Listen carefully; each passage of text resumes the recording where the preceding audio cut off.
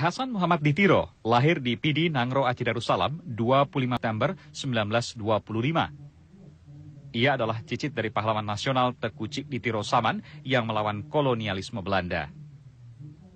Saat remaja, Hasan Tiro pernah berkuliah di Fakultas Hukum Universitas Islam Indonesia di Yogyakarta pada tahun 1945. Selepas kuliah, Hasan Tiro pernah menjadi staf wakil Perdana Menteri di masa Syafruddin Prawira Negara.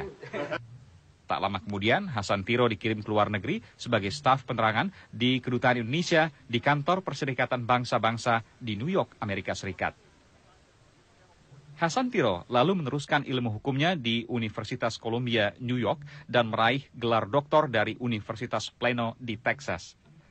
Meski mulai menentang Jakarta antara tahun 1950 hingga 1954, Hasan Tiro masih bekerja sebagai dinas penerangan delegasi Indonesia di kantor PBB. Bukunya yang berjudul The Unfinished Diary menjadi bacaan bagi sebagian warga Aceh yang menjadi pengikut ide-idenya. Hasan Tiro lalu mendeklarasikan kemerdekaan pada 4 Desember 1976. Ia lalu sempat ikut bergerilya, namun tahun 1979 ia meninggalkan Aceh dan tinggal di Amerika Serikat. Tahun 80-an, Hasan Tiro pindah ke Swedia dan menetap di Stockholm. Hampir 29 tahun, Hasan Tiro tidak pernah lagi pulang ke tanah kelahirannya di Indonesia. Tim Liputan RCTI melaporkan. Do you have a message for the Aceh people and the non-Aceh people? Do you have a message Of course. you want to convey?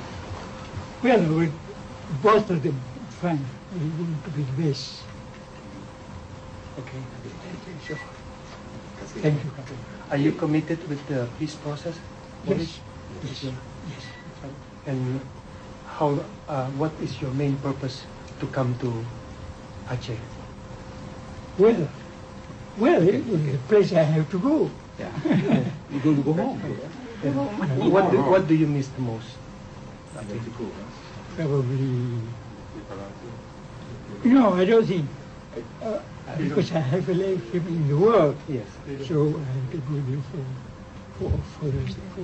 for our situation there. Yes. Okay. Thank you.